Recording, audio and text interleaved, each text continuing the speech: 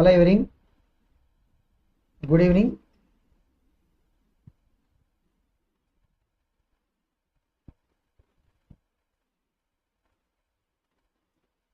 Welcome to the session 7.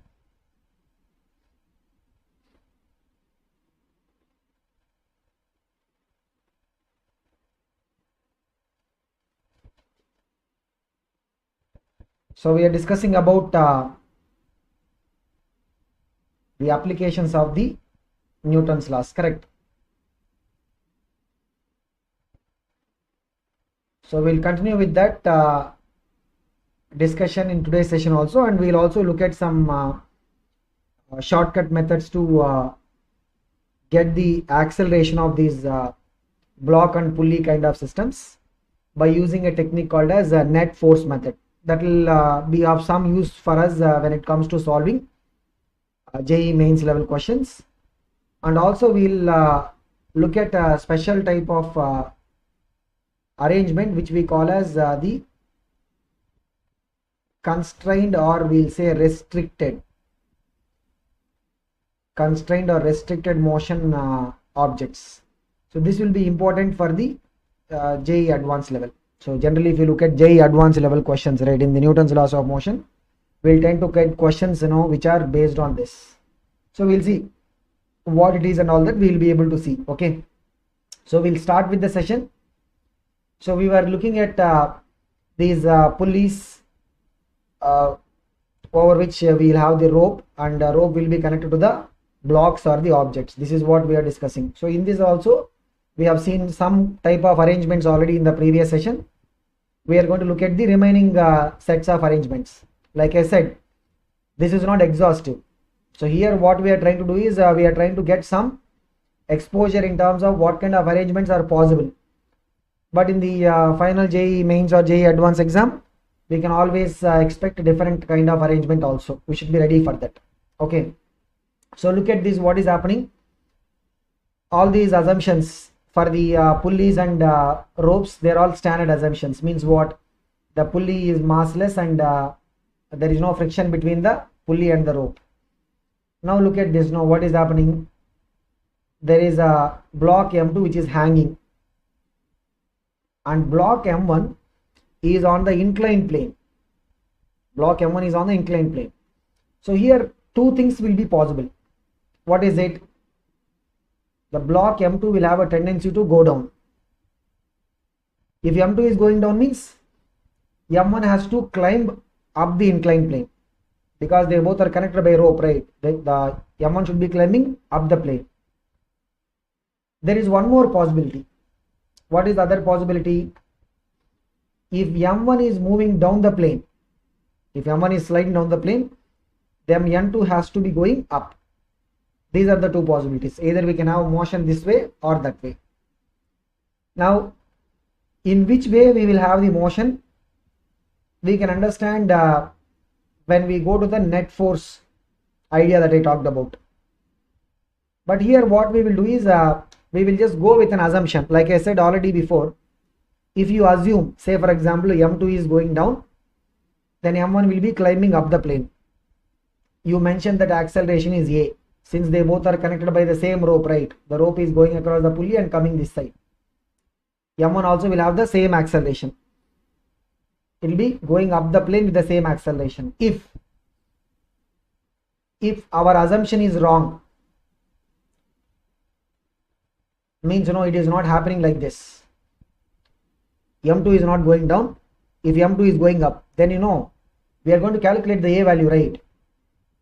We don't need to worry about whether the M2 is really going to go down or go up. Why? Because the final value of A, if you are getting it as negative, that means we have assumed that M2 is going down, right?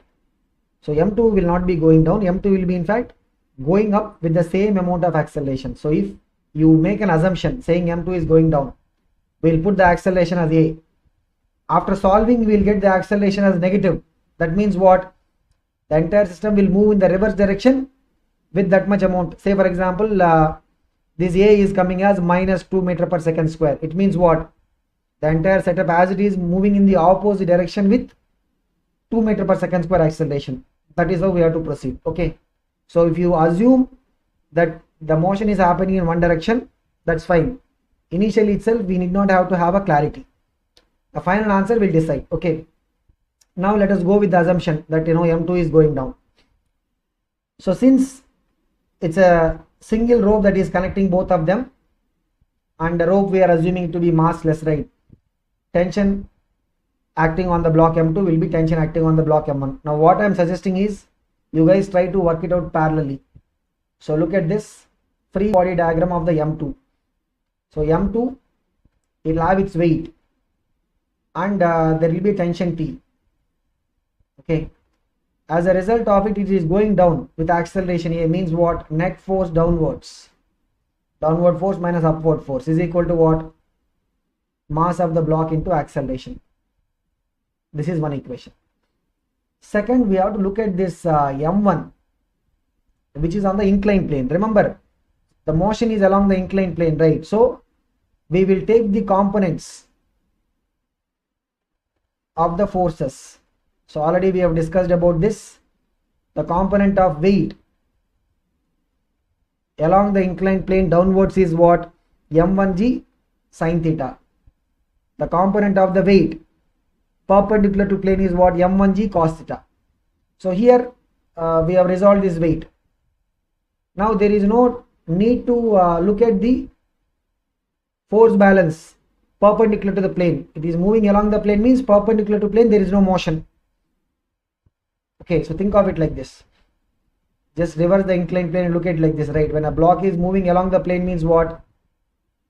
Perpendicular to plane there is no motion, which means we will have a force balance there. If you do the force balance, means we will get normal reaction. That is not required here. Why? Because normal reaction will be required when we talk about the friction force. Here let us only focus on the motion along the plane. So there are two forces. One is tension upwards the plane. Second is m1g sin theta downwards the plane. Because of both the forces, the m1 is moving up the plane, right? Means net force upwards of the plane, means tension is upwards the plane, m1g sin theta is downwards the plane. So net force upwards the plane is equal to what? Mass of that object, which is m1 into the acceleration. This is our second equation. Now from here, right? So this is the approach. From here, two equations are there, two unknowns. We can find the tension as well as A. So quickly we can find out A. How? Just try and add both the equations. Left hand side, the minus T and plus T will cancel. So left hand side, what will be there? m2g will be there, minus m1g sin theta. Right hand side is what? m2a plus m1a, that is what? m2 plus m1 into a. From here we will get the a value. So what is the a value? Look at this. m2g minus m1g sin theta divided by m2 plus m1. Okay, so this is what is that? Common acceleration. Once we get this, means take this value, substitute any equation. You substitute, you will get the tension. That's it. Okay, so this is the approach for system like this. Okay, so what we are seeing is from arrangement to arrangement, the final acceleration values are changing because of the way the systems are arranged. But the approach is remaining the same. The approach we are taking is what? We look at how the blocks are moving, and we are looking at what is the relation between the variables. Okay, once we do it, we will have the equations. From the equations we will be able to solve the unknowns. Okay, now what we will do is we will go to the next case. So we have seen in the previous, one block is on the inclined plane, one block is hanging. Little bit more complication. What is it? Both the blocks, m1 is on inclined plane, m2 is also in the inclined plane. They are connected by a rope which is moving across a massless and frictionless pulley. Means in both the sides of the rope, tension is what? Same. Now here two possibilities. m2 can go down the plane, then m1 will be moving up. Up means up the plane. Other possibility is what? m1 can go down the plane. In that case, m2 will be going up the plane. These are the two possibilities. let us say that okay, m2 is going down the plane, then m1 will be going up. As I said, right, if it is not the case, means what is going to happen? The final acceleration value we are going to get will simply come as negative. That means what? The system is as it is moving in the opposite direction. That's it. Okay. Now here look at it, what we are going to do. We have to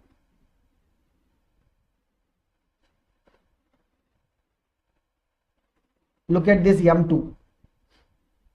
As we know, here what is the inclined plane angle? Beta, right? So m2g sine beta will be down the plane, and there is a tension. Because of them, it is moving along the plane downwards. Here we are looking at only along the plane. Okay, because perpendicular to plane, we will get simply normal reaction between the m2 and the inclined plane. That is not required here. Okay, so look at this, along the plane downwards, what is the force? m2g sine beta. Upwards t. So net force downwards, m2g sine beta minus t is equal to what? m2 into a. This is like our equation 1. Now look at the m1. m1, there is a tension up the plane. It is going upwards the plane. Downwards, the component of the weight, what is it? m1g sine alpha will come here. Here the inclined plane angle is what? This side alpha.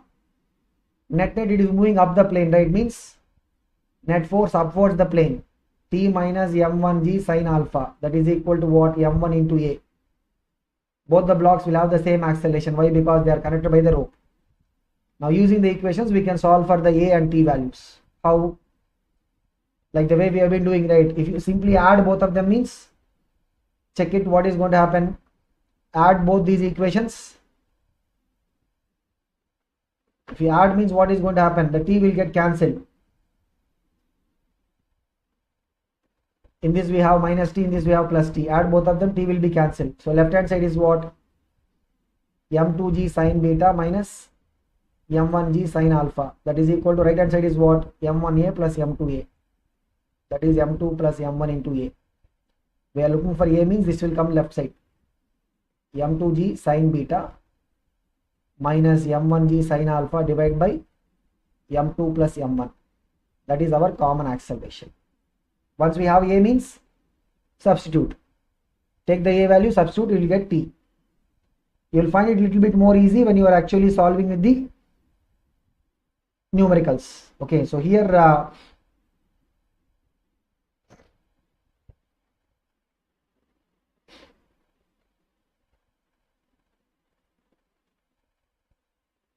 when you have the actual numbers, right, all these things will look little bit more simplified. Like here the expression is looking little complicated. Why? Because we are not taking any numerical, we are taking the parameters. Okay, so this is how we are going to proceed with these kind of systems. We can look at one more arrangement. See, we are trying to look at various possible arrangements so that we'll have some exposure. So it's not like, in the final examination of mains or advanced, you are going to see the same picture. You may have a different picture, but the thing is what? If you would have solved some different varieties of arrangements, you will pick up the ideas. Now look at this. This side m1 is hanging, that side m2 is hanging. They both are connected to the middle block m, which is on that horizontal plane, table like that. Now m1 will have a tendency to go down because of the weight. m2 will also have a tendency to go down. Now the question is, which is going to go down and which is going to go up? Like the way we said, right, let us assume m1 is going down. m1 is going down means, look at this. m1 and capital M are connected by a rope. That is what we are calling as rope 1. So m1 and capital M are connected by a rope. Look at this. And in this rope we are calling tension as what? T1. So if m1 is going down means capital M will go towards the right side with the same acceleration a. Capital M and m2 are connected by a rope. It's a different rope, but they are connected by a rope. Look at this, that is the rope 2. In this rope 2 we are saying tension is T2. Means since they are connected by a rope, whatever is the acceleration of capital M, m2 also will have the same acceleration. So here look at it, capital M is moving towards the right means M2 has to go up. So essentially all the three blocks, right, have got the same acceleration, because M1 is not directly connected to M2. M1 is connected to capital M. Capital M is connected to M2. Now look at it. So here we will start with the free body diagram of M1. So look at this. On M1, what is happening? There will be the weight and tension T1 here. So here we have two tensions. We should keep that in mind. Tension T1. Because of them it is going down. Means what? Net downward force is equal to mass into acceleration. Look at the free body diagram of capital M. Capital M movement is horizontal. Look at capital M. Tension T1 is like towards the right side. What about the tension T2 towards the left side? Because of both of them it is going right. Means what? Net force towards the right side. Right side force minus left side force is equal to what? Mass of the block into acceleration. That is our equation 2. It's not done. We have one more. What is it? M1. Not M1, M2. So look at this M2. On M2, it's weight. We are looking at this M2. Okay. On M2 there is a weight. And there is a tension, but it is T2. Because of them it is going up. Means what? Upward force is equal to what? Mass of that block into its acceleration. So how many equations are there? 1, 2, 3. How many variables are there? 3 variables, right? What are the variables here? A is a variable, unknown. T1 is an unknown. T2 is also another unknown. 3 equations and 3 variables. From here, the way we are seeing the symmetry, right? I think we can quickly find what is the A value. Look at this. Add these equations. 1, 2, 3. Here T2. Here minus T2. Here T1 minus T1. Left hand side we will have what? Look at this. Left hand side will be M1G minus M2G. Right hand side what we have? M2A, M1A, MA. So which is what? M2 plus M1 plus capital M into A. We are looking for A means this will come to the left side. So M1 minus M2 into G divided by M1 plus M2 capital M. So this is what is the acceleration.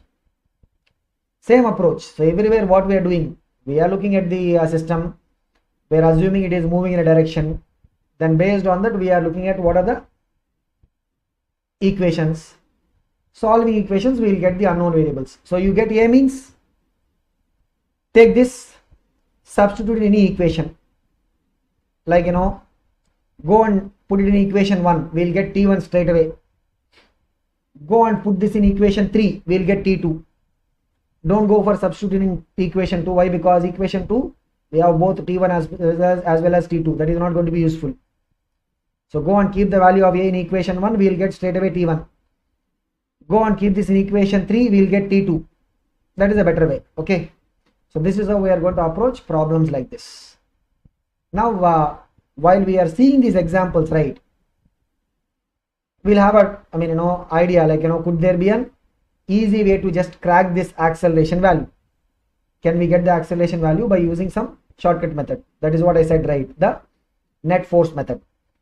Net force method can be used in all these pulley blocks, etc. Right? All these problems we can use the net force method. Even problems where we have friction also. This method is not just for the problems where the surface are smooth. The method can be used even when there is a friction. And this method, right, will be quickly able to help us while solving mains level questions. Okay. Advanced we have to be a little bit careful. Okay. Somewhere we should not miss out the conditions given and make a blunder. So let us look at what is this net force method. Net force method is simply, so we have the blocks typically connected by a rope, isn't it? Like in this case, M1 is there, M2 is there, they both are connected by a rope. Take everything like one system. And put it like horizontal.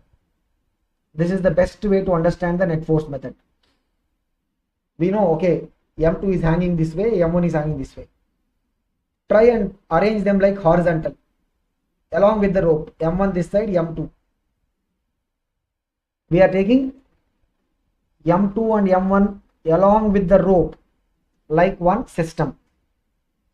Now on M2, what is the external force that is acting? Weight is trying to pull it down. Okay, which means here in this representation, what is it? M2G will be towards the right side. On M1, its weight is also trying to pull it down, means here if you represent it, how it is going to be? That will be coming to be indicating towards the left side. Tension and all that will not come, because tension is what? Internal. Because we are taking the rope also to be a part of this entire system. Rope is also inside. So tension will not come into picture here. Only the M2G, which is trying to, like if you take these two blocks, just lift them and put them horizontally. What do you see? It is like M2G is trying to pull it to the right. M1G force is trying to pull it to the left. Why I said this horizontal representation is, now we can easily understand the concept of net force. Now you tell me, what is the net force? See, if you take, for example, M2 to be more than M1, we have to make some assumption, right? If we say that M2 is more than M1, means what? This M2G will be higher. So net force means what? Higher force minus lower force. Acceleration that will come will be what? Net force by the mass. Mass means what? Here we have to include the mass of that system, that entire thing we are taking. What is it? Net force is M2 minus M1 into G divided by mass means what? Rope is massless. Other than that, what do we have? We have M2 and we have 1. Total mass means what? M2 plus M1. Check it up, guys. Is this the value we have got? Remember, two blocks hanging across the pulley. Remember, we have got the acceleration value already. What is the acceleration? M2 minus M1 by M2 plus M1 into G. Okay, so this is the acceleration we have got. Now we'll go to the next arrangement. Look at this one. So we are going to not see all the arrangement, but we'll see some select ones. And each case, right, we are going to get the same acceleration value. Now look at this. On M2, there is the weight which is trying to pull it down. This side, is there any other force? That side, is there any force that is trying to pull it to the left side? No force is there, right? Which means what? When you try to represent this entire M1 with the rope, with the M2, everything we are keeping it like horizontal. Now you see, only one force is there on it, which is what? M2G, that is trying to pull it to the right. On M1, there is no force that is trying to pull it to the left. Okay, so here the weight of M1 is what? Is vertical. That is not contributing for the movement of the rope. That is not contributing for the movement of the rope. Okay. Now here, what is the net force means? Only one force is there. M2G. So what is the acceleration? M2G divided by total mass means what? M2 plus M1. You can check it. For this arrangement, right, we have got the same value. I think you know this arrangement we have seen in the previous class. What is the answer? It is what? M2G by M2 plus M1. Now we can go to this one. Remember, this is the one that we have seen recently, right? So what is the acceleration that we got for this? M1 minus M2 into G by M1 plus M2 plus capital M. This is what is the value we have got. I'm just writing it so that we can check whether we are going to get the same answer or not. Now here, you know what? This side there is a weight that is like trying to pull the entire. So here, you know what? What is our system going to be? You will take everything. That M2, look at this. M2, in between we have capital M. This side we have M1. Everything is our system. So this is the horizontal representation. This is the horizontal representation. Now it's like what? To the right side we have M1G. There is the weight of M2 also, right? That is to the left side. That's it. So net force means what? It's like, you bring everything to the horizontal and then see. It is like M1G is trying to pull it to the right.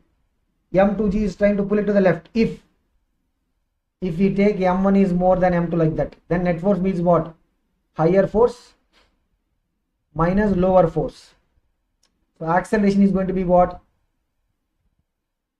M1 minus M2 into G, that is the net force. Take G common out. Divide by total mass means what?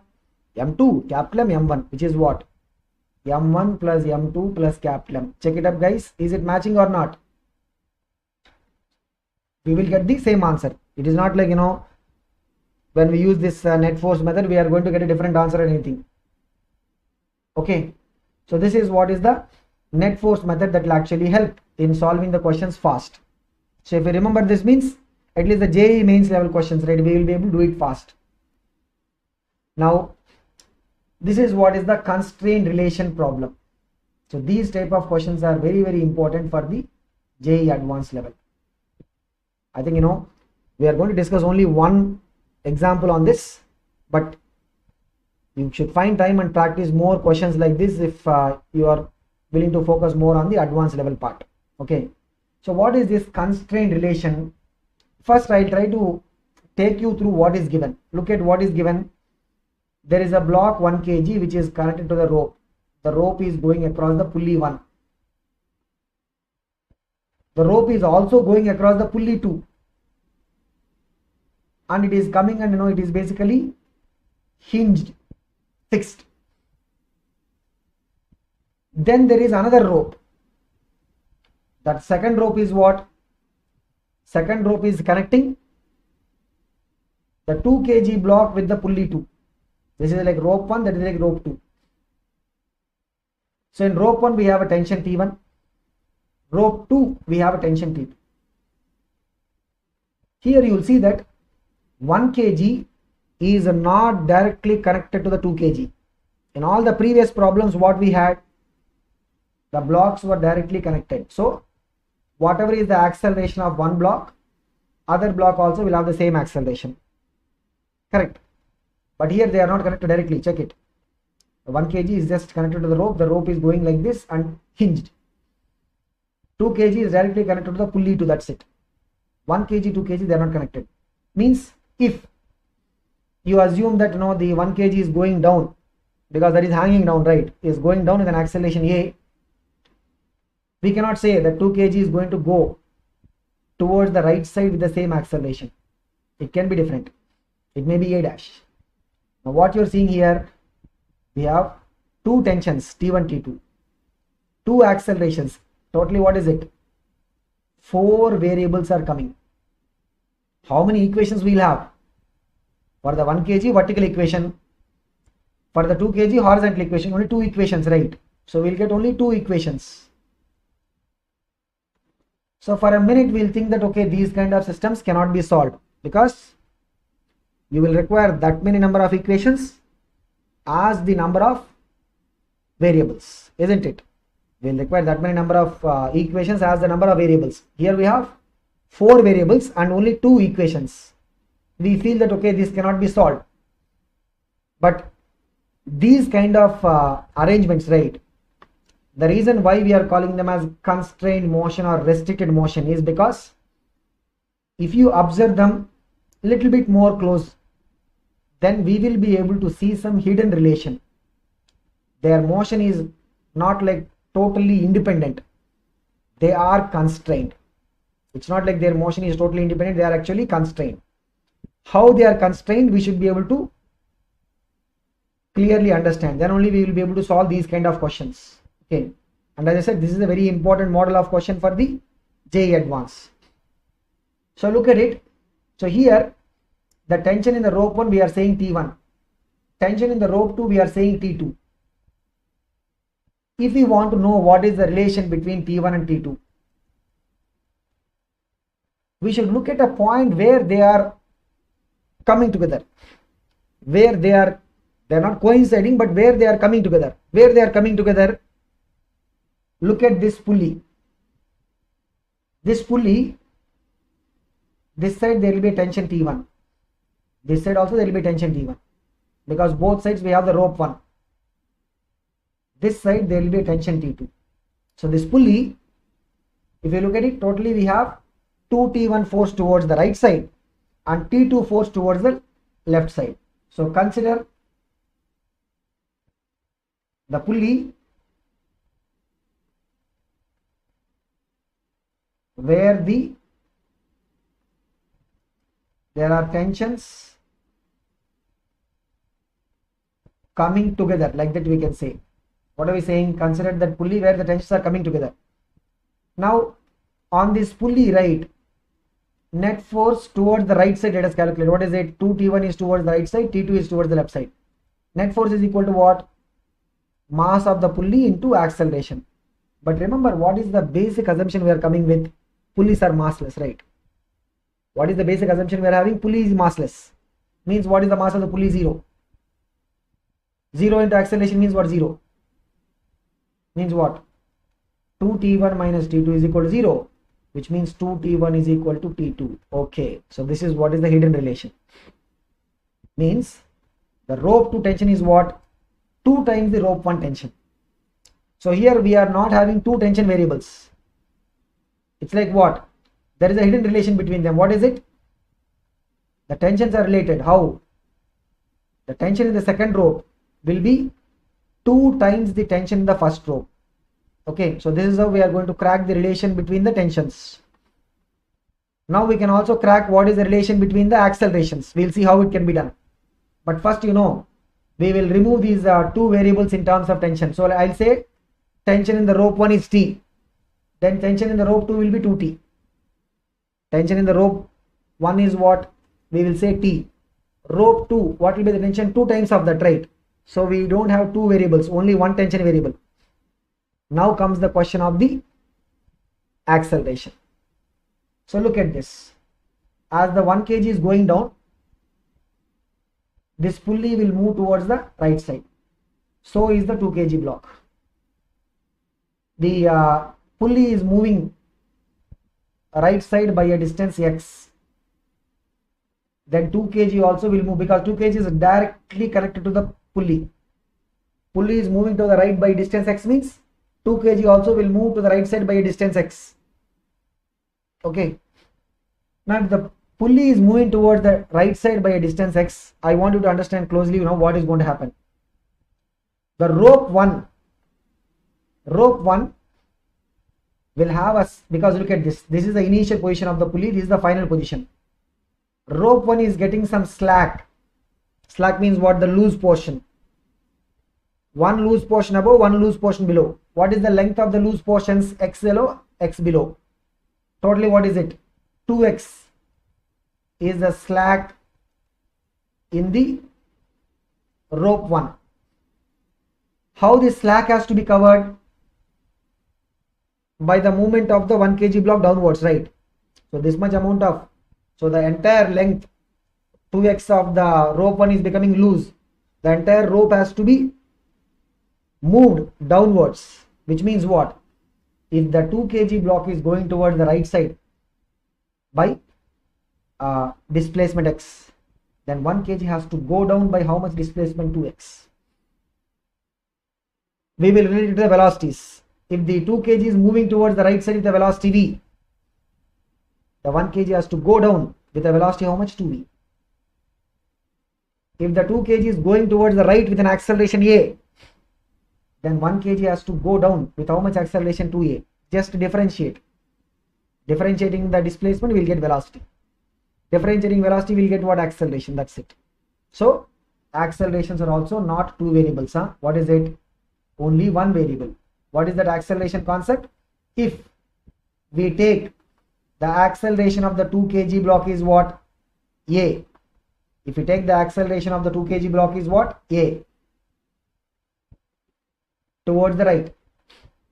Then the acceleration of the 1 kg block downwards is what? 2a. So we see now how many variables are there. Now only 2 variables are there. We don't have 4 variables. So we have how many variables? Only 2 variables. Now our life is easy. What is it? Look at the free body diagram of the 1 kg block. So here let us take G is equal to 10 meter per second square. Look at the 1 kg block on this, its weight. 1 kg means 1 into G is what? 10 newtons. Tension here is what? T. Because of them, it is going down with an acceleration 2a. We have to keep this. Means net force downwards. 10 minus T is equal to what? Mass of that object into acceleration is 2a. Means 10 minus T is equal to simply 2a. Let us keep it as 1. Then we will go for the free body diagram of this 2 kg block. Look at this. We look at the horizontal, right? What is the tension here? 2T. Because of this, the 2 kg is moving towards the right with how much acceleration? A. 2T is the only horizontal force. No friction is here. Means what? The 2T value is equal to what? That is the only force, is equal to mass of the object 2 into its acceleration. 2 is cancelled, which means what? T is equal to A numerically. So here T is equal to A does not mean that T and A are same. Numerically they are same. Now substitute. In this first equation, substitute. In place of T, what will keep? A. Minus A will go to the right. It will become what? Plus A it will become. So totally what do we have? I'll just write it over here. Left hand side 10, right hand side is what? 3A. Means 10 by 3 is equal to A. So acceleration is what? 10 by 3 meter per second square. And tension is, T is numerically same as A, right? Means T will be equal to what? 10 by 3, unit will be Newton, that's it. T is numerically same as A, means the value is 10 by 3. But what about the unit? It will be Newton, that is the only difference. Okay. So this is how we are going to look at these constrained or restricted systems. Okay. Now this area, right, this constrained or restricted area is something that is important for us when it comes to the JEE advanced level questions. So we need to practice a little bit more on these models of questions. Take some time. Okay, so look at a couple of more examples, then you will be able to really understand how you will be able to proceed. So maybe one problem you listen to the approach, but unless you dig your feet inside, right, you will not be able to really see how these kind of problems can be solved. Okay, so this is about the idea of these constrained or restricted systems. Now we have seen like one leg of this laws of motion. The other leg of this chapter is doing all these whatever systems we have seen, right, doing all these systems problems by including rough surfaces. So when you want to understand what is going to happen when we bring in rough surfaces, no smoothness, then we need to understand what is friction. So friction is going to come whenever we have the rough surfaces. So we'll start with understanding friction, then we'll be able to go and solve problems which are involving friction. So first, in today's session, right, we'll spend some time to understand the concept of friction. So let us just begin with what is this idea of friction. So we say that whenever we have these roughness between the surfaces in contact, we have the friction. But how this friction will come into picture, what is the reason for the frictional force, and how we'll calculate the frictional force, all these things we should know before we go and solve problems involving friction. So let us look at the background of what is this frictional force or friction. If we slide or try to slide a body over a surface, means what? Let us take a surface and you take a body. If we are actually sliding it, means what? Let's say we are giving it some acceleration or velocity, sliding, or we try to slide, you will be able to understand about it once we go a little bit deeper into the friction. So just because we apply some force, like say for example, the marker pen is here, I apply a small amount of force. Is the pen moving? Pen will not move, right? We will be able to understand why the pen is not moving. Okay, but if there is the sliding, or we try to slide a body over the surface, then the motion is resisted by a bonding between the body and the surface. What do you mean by the bonding? You know, we're talking about the bonding at the molecular level. So there is a little bit of chemistry part involved. Okay, so the bonding is what? There will be some kind of an bonding between the body and the surface which is in contact. These forces, right, in chemistry language you will call it as what? Some kind of weak interactions. In the language of physics we will learn about them little later, but these forces, right, we associate them with what we call as the electromagnetic forces, but we'll talk about it later. But there will be some kind of attraction between the surface and the body. So here there will be the attraction force, and this will provide resistance. So when you are sliding the object or when we are trying to slide, both the cases there will be that resistance because of the bonding between the object and the surface. And this resistance, right, it will be at the molecular level. So each and every particle will be having some kind of interaction with the particles of the other object. We can't look at them like, you know, molecular level. Overall that bonding, right, will present the resistance. So we will represent that overall resistance by a single force which you are going to be calling as the frictional force or force of friction. The total effect is coming because of the small molecular level interactions, but we will not go into the molecular level phenomena. We will look at, you know, the macro picture. The entire effect of that, right, will represent by the frictional force. And the frictional force, right, will be always acting parallel to the contact surface. The frictional force will be always acting parallel to the contact surface. And what about the direction? This is important. The direction of the frictional force, right, will be opposite to the direction of motion or the direction of intended motion. Means what? I'll give you two cases, first case and second case. First case, this is the surface on which there is a block. The block is moving towards the right side with a speed of 10 meters per second. Then the frictional force acting on the block at that contact surface, how the frictional force will be parallel to the contact surface. The frictional force acting parallel to the contact surface will be opposite to the direction of motion. Means the block is moving towards the right. So the force of friction acting on the block, will be towards the left side. It is opposite to the direction of motion. Second case is, block is there. We are applying a force, maybe some 1 Newton or something. The force will try to move the block, right? So if you apply a force, like say there is a marker pen, I am applying a force means what? The applied force is trying to move the pen. So there is an intended motion. Here the motion is not yet started. There is an intended motion towards the right side, right? The frictional force acting on the, so the object is trying to move towards the right side here. Along the contact plane, the frictional force acting on the object will be what? It will be opposite to the direction of the intended motion. Okay, so the direction of the frictional force is what?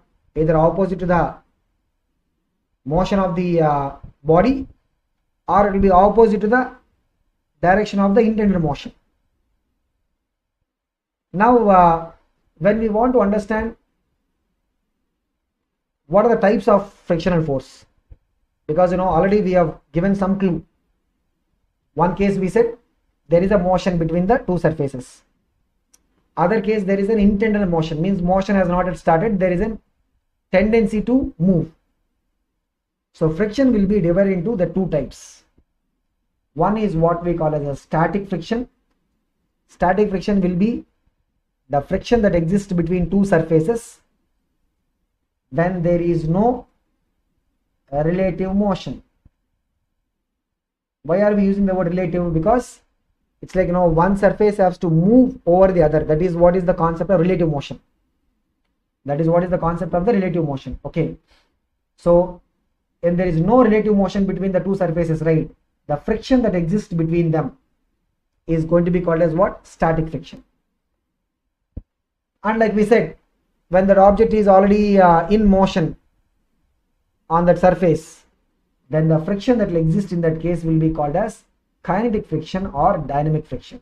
So here what we are going to have will be having relative motion. Here we will be having the relative motion between the surfaces. Okay. Now the kinetic friction will be further divided. So we'll discuss about each of the things in detail. Kinetic friction will be further divided into sliding friction and rolling friction. We'll talk about them. So kinetic friction will come into picture when there is a relative motion between the two surfaces. This will divide further into what? Sliding and then rolling. So in which case we will call it as a sliding friction, in which case we will call it as a rolling friction, we will have to understand once we go into the details of it. But first we will begin with what? The static friction. Static friction is basically the opposing force. So like say, look at this example only. So there is a surface. Okay. On top of the surface we are keeping a body. We are applying a force P. So here what direction the force is applied? It is applied toward the right side. We are applying the force P to move the body on that surface. So let us look at the concept of the static friction. It is the opposing force that comes into play when one body tends to move over the surface of the other. So here we are talking about the tendency, no relative motion yet. The relative motion has not yet started. There is only the tendency. Relative motion is not yet started. There is only the what? Tendency is there. But the actual motion has not yet started. This situation, right? We apply a force P to start the motion of the body. Immediately we will see that there will be an opposing force. Opposing force, why are we saying opposing? Because it will be in the opposite direction. The tendency of motion is towards the right side, right? Since we apply a force P to the right, the tendency of the motion is towards the right. Immediately there will be frictional force that will come into picture, that will be opposing it. Means it will be acting towards the left side. And since this opposing force is existing when there is no relative motion yet, that is why we call it as what? Static. The word static means what? Something which is idle or at rest. That is the reason why we are using the word static. So what are the characteristics of this static friction? This is sometimes very important because we may not be able to expect some reasoning questions in JEE mains, but if at all we have some reasoning questions in Newton's laws of motion, right, we could be expecting those reasoning based questions from the concept of friction, particularly the static friction. So if we are applying a force P to move the body, and if the body is remaining at rest, so we applied a force P. P may be a 1 Newton, 2 Newton, whatever it is. But even after applying that force P, that object is still at rest. Means what? That frictional force that is there, right? Static friction is able to exactly balance the applied force. So that is what we will be seeing. So if we apply a force, like say for example, I am applying a small amount of force. I see that the marker pen is not moving on my hand, which means what? I applied maybe some 0.1 Newton. This is not moving means what? The opposing frictional force acting on this should be equal to what exactly? 0.1. Then only it will not move, right? Then only it will not be moving. If I don't apply any force, means P is 0 means what? Obviously the frictional force also will be 0. It is not like always the static friction is going to have some value. If the body is at rest and there is no pulling force or there is no applied force, In that case, the static friction value will be what? 0. Okay, so static friction, it is not like static friction always has to have some value. Static friction comes into picture, it jumps into the picture when we are trying to create a tendency of motion by applying some force. We applied some force and we see that the body is still at rest. Means what? The static friction is able to exactly balance the applied force. The static friction is able to exactly balance the applied force. Now, the direction of this static friction, right, is something that we need to understand. The static friction on a body will always oppose the relative motion of the body. Why I took this example is this will help us to understand the behavior of the static friction. So look at it. We have 3 surfaces, 1, 2, or we have 3 blocks, 1, 2, 3. We are applying a force on the block 2. Means what? The block 2 will have a tendency to move towards the right side. Block 2 will have a tendency to move. There is a tendency to move towards right side. Now look at it. The block 2 is having 2 contact surfaces, one with the block 1, other with the block 3. Now look at this. If the tendency of the block 2 is moved towards the right side, then at this surface frictional force, let us call it as 1. It will oppose the tendency, right? Means on block 1 is below, block 2 is above. Block 2 is trying to move towards the right side. Means the frictional force acting on this will be opposing it. Similarly, look at the surface of contact between block 2 and block 3. Here also block 2 is tending to move right side. Means here also what is it? The frictional force 2. Frictional force 2 will be what? It will be acting in the opposite direction for the tendency of motion. Now why I took this example is frictional force also has to obey Newton's third law, right? Because every force in the universe has to obey the Newton's third law. And from there only we will say what? There cannot be any isolated forces. Now, frictional force acting on block 2 at this, let's call it as the contact surface between 1 and 2 is what? Towards the left side. Then look at it. If we have to draw the block 1 diagram separately, what is it? Just the block 1.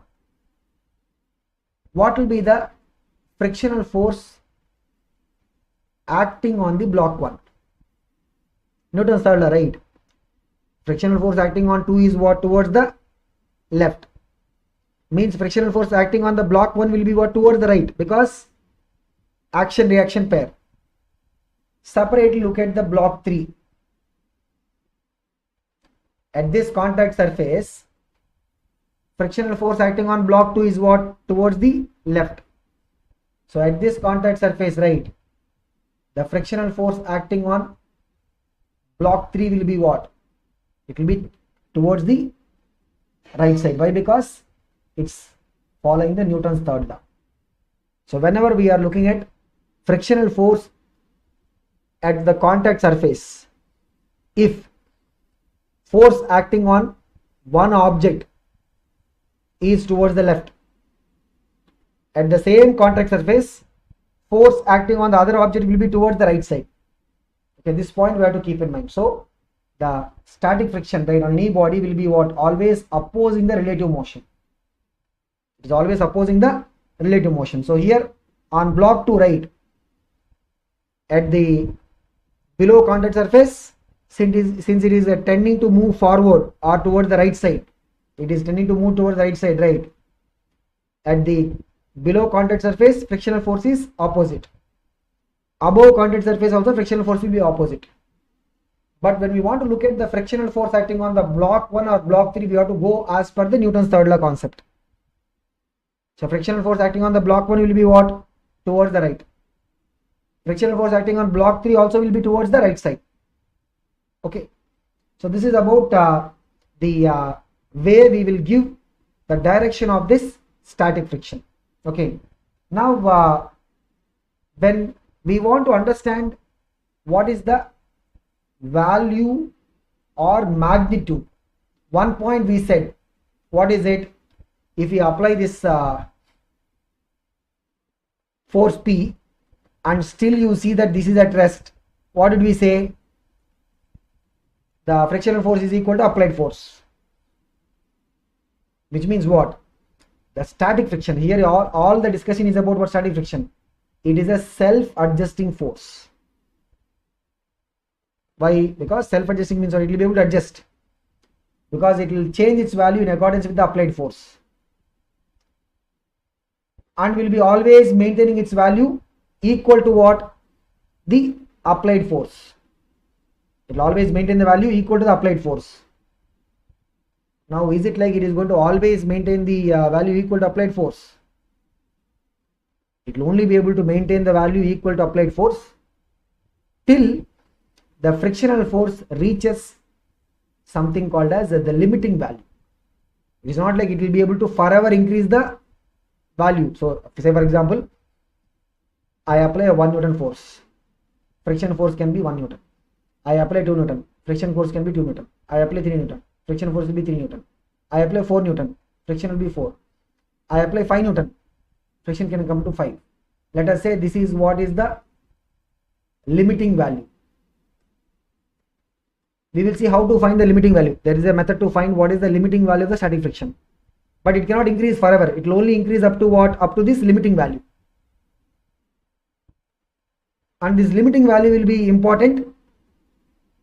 Why? Because after that, if you increase the applied force even by a small amount, let's say the limiting value is 5, then even if you make it like, applied force is 5.000 something, then the applied force is more than the maximum value. So this limiting value is also called as what? The maximum value of static friction. So static friction is a variable, self-adjusting. It can adjust the value from where to where? From 0 all the way up to this limiting value.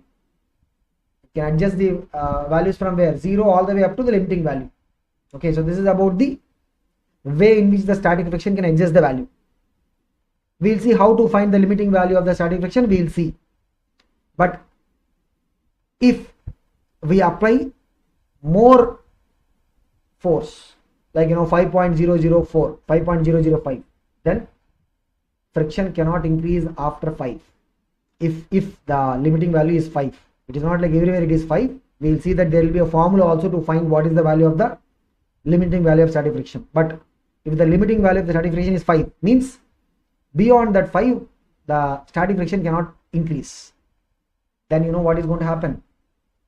The relative motion starts. Once the relative motion is starting, the static friction chapter is over. Why? Because static friction is only discussed when there is no relative motion between the two surfaces. And once the relative motion starts, then we are going to talk about what? The kinetic friction.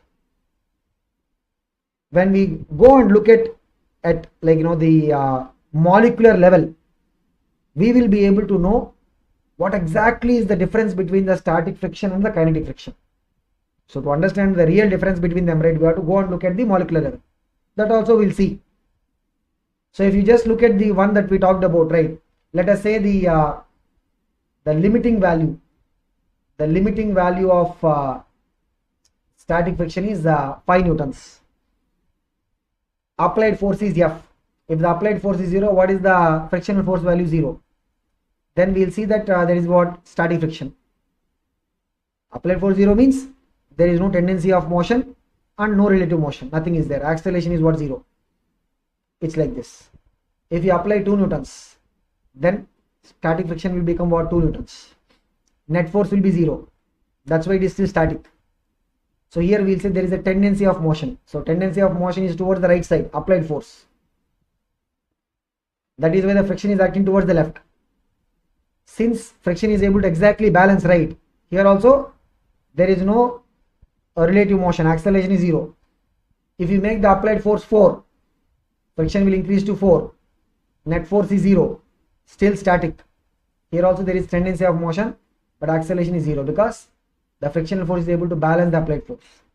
If we increase the applied force to 5, now the applied force is exactly becoming equal to what? The limiting value of the static friction. Here also what is the net force? 0, still static. Here also there is tendency. Acceleration is what? 0, because still the applied force is balanced by the static friction.